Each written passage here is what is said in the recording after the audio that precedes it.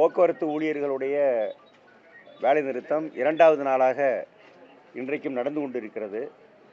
நேற்றைய விட இன்று வேலைக்கு வராதவர் எண்ணிக்கை அதிகரித்தது. வெளியாட்களை அதிகம் வேலையில் சேர்த்த வேண்டும் என்கிற முயற்சியிலே தான் அரசு ஈடுபட்டது. போக்குவரத்து அமைச்சரும் வேலைக்கு வாருங்கள் வாருங்கள் என்று வேண்டுகோள் விடுத்துக் கொண்டிருந்தார். இதையெல்லாம் நீங்கள் அறிவீர்கள். இதற்கு மத்தியிலே இந்த வேலை நிறுத்தம் தடை செய்யப்பட வேண்டும் என்று ஒரு வழக்கு, பொதுநல வழக்கு மதுரையிலே போடப்பட்டது, சென்னையிலேயும் போடப்பட்டது. சென்னையிலே தலைமை நீதிபதி அவருடைய அமர்விலே நேற்று இந்த வழக்கு வந்தது. பிறகு அது இன்றைக்கு ஒத்திவைக்கப்பட்டது. காலை என்றார்கள், பிறகு மாலையிலே விவாதிக்கப்பட்டது. இந்த வழக்கை விசாரித்த நீதிபதிகள் இரண்டு தரப்பு வாதங்களையும் கேட்டார்கள். கேட்கிற போதே தலையிட்டு நிறைய கருத்துக்களை சொன்னார்கள். அதில் ஒன்று, இவ்வளவு நாட்களாக கொடுக்கப்படாமல் இருக்கிற பஞ்சப்படியை ஏன் கொடுக்காமல் இருக்கிறீர்கள்? நீதிமன்றம் மற்றது இதெல்லாம் தீர்ப்புகள்லாம் இருக்கிறது என்று சொல்லுகிறார்களே, ஏன் இன்னும் அமலாகாமல் இருக்கிறது என்பதை வலுவாக எழுப்பினார்கள். பொங்கல் நேரத்திலே இந்த வேலை நிறுத்தம் அவசியமா, யோசிக்க வேண்டாமா என்கிற கருத்தையும் எழுப்பினார்கள். நம்முடைய நியாயங்களை, எங்களுடைய நியாயங்களை எங்களுடைய வழக்கறிஞர்கள் வலுவாக எடுத்து சொன்னார்கள். இந்த இந்த ஒரு பிரச்சனை மட்டும்தான் வந்து கடைசியாக எங்களுடைய சங்கங்கள் கேட்டன. அது பொங்கலுக்காக என்பதற்காகத்தான் கேட்டார்கள். அதையும் ஒத்துக்கொள்ள மறுக்கிற காரணத்தினால இது நடக்கிறது என்று வாதிட்டார்கள். அதுக்கு பிறகு அரசு தரப்பை தலைமை நீதிபதி என்ன சொல்லுகிறீர்கள் என்று கேட்டுவிட்டு 2000 ரூபாயாவது என்று முதல்ல காலையில் 5000 கொடுக்க வேண்டும் என்று சொன்னார். மாலையில் கேட்டு வர சொன்னார். மாலையில் சொல்கிற போது 2000 ரூபாயாவது இந்த ஓய்வு பெற்ற ஊழியர்களுக்கு நீங்கள் வந்து கொடுப்பீங்களா, கொடுக்கணும் அப்படின்னு சொல்லி அவர்கள் கேட்டார்கள்.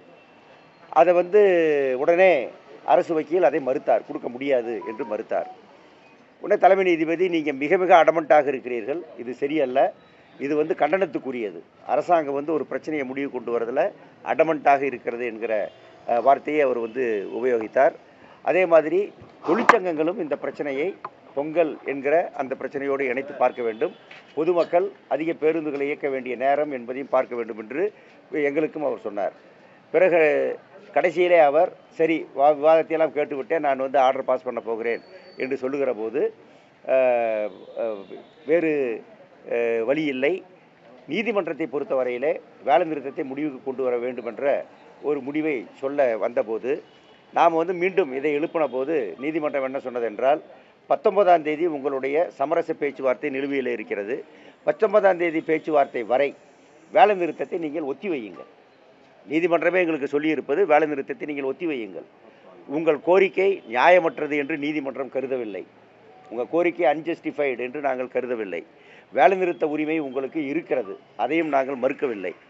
வேலை நிறுத்தம் சட்டவிரோதமா அல்லது சட்டபூர்வமா என்பதை இந்த கோர்ட்டு தீர்மானிக்க முடியாது, அதை தீர்மானிக்க வேண்டியது தொழிலாளர் துறை என்று அந்த ராமன் என்கிற அந்த வக்கீலுக்கும் நீதிபதி சொல்லிவிட்டார். அங்கே போய் அதை பார்த்து கொள்ளுங்கள், எங்களை பொறுத்தவரையில் இவர்களுக்கு உரிமை இருக்கிறது, இவர்கள் கோரிக்கையில் நியாயம் இருக்கிறது என்று தான் நாங்கள் பார்க்கிறோம். ஆனால் பொங்கல் நெருங்கி வருகிற காரணத்தினால் நீங்கள் 19ஆம் தேதி அந்த சமரச பேச்சுவார்த்தையை எதிர்நோக்கி உங்களுடைய போராட்டத்தை டெஃபர் பண்ணுங்கள், 19ஆம் தேதிக்கு பிறகு உங்கள் முடிவை நீங்கள் எடுத்துக்கொள்ளுங்கள் என்று நீதிபதி வந்து சொல்லிவிட்டார். அதற்கு பிறகு எங்களுடைய வக்கீல்கள் இந்த மாதிரி அவர்கள் கடுமையாக நடவடிக்கை எடுப்போம் என்றெல்லாம் அதெல்லாம் சொல்லிக் கொண்டிருக்கிறார்கள் என்றெல்லாம் வந்து பேசின பிறகு நீதிபதிகள் தெளிவாக சொல்லிவிட்டார்கள், நாளைக்கே வேலைக்கு எல்லோரும் திரும்ப வேண்டும், எல்லோரும் போக வேண்டும், டியூட்டிக்கு ஜாயின் பண்ண வேண்டும், எந்த விதமான ஒழுங்கு நடவடிக்கையும் வேலை நிறுத்தத்தில் ஈடுபட்டவர்கள் மீது நிர்வாகம் எடுக்கக்கூடாது என்பதையும் நீதிமன்றம் தெளிவாக சொல்லியிருக்கிறது. இதை பரிசீலித்த எங்களுடைய கூட்டமைப்பினுடைய தோழர்கள் நீதிமன்றத்தினுடைய இந்த நிலையை நாம் வந்து ஏற்றுக்கொண்டு, அதைவிட முக்கியமாக பொதுமக்களுடைய சிரமத்தையும் கணக்கில் கொண்டு, பொங்கல் அதை ஒட்டி வரக்கூடிய பிரச்சனை அதையும் கணக்கில் கொண்டு இந்த வேலை நிறுத்தத்தை ஒத்தி வைப்பது என்று நாங்கள் வந்து முடிவெடுத்திருக்கிறோம்.